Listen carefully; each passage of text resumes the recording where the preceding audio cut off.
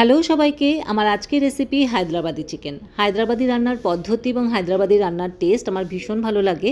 আশা করি তোমরা যদি এভাবে চিকেনটা বানাও তোমাদেরও ভীষণ ভালো লাগবে। তো প্রথমেই আমি নিয়েছি চিকেন, 500 গ্রাম চিকেন নিয়েছি।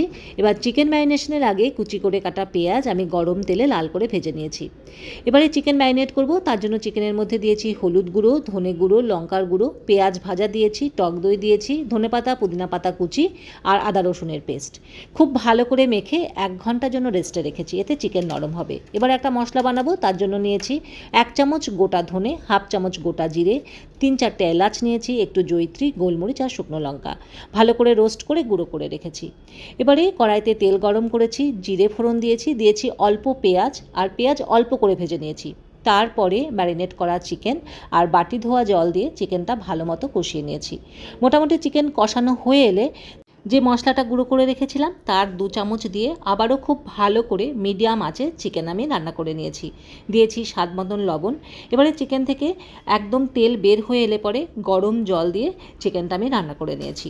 এবারে ঝোল ঘন হয়ে এলে আমি এর মধ্যে দিয়েছি আবারও 1 চামচ রোস্ট করে রাখা মশলা, দিয়েছি 3-4টে কাঁচা লঙ্কা, দিয়েছি একটু ধনেপাতা কুচি। 2-3 মিনিট আবারও রান্না করে নিয়েছি। তৈরি হয়ে গেছে দারুণ স্বাদের হায়দ্রাবাদি চিকেন। অবশ্যই এভাবে একবার বাড়িতে বানিয়ে দেখো, আশা করি তোমাদের ভালো লাগবে। চলো আজকের মতো টাটা।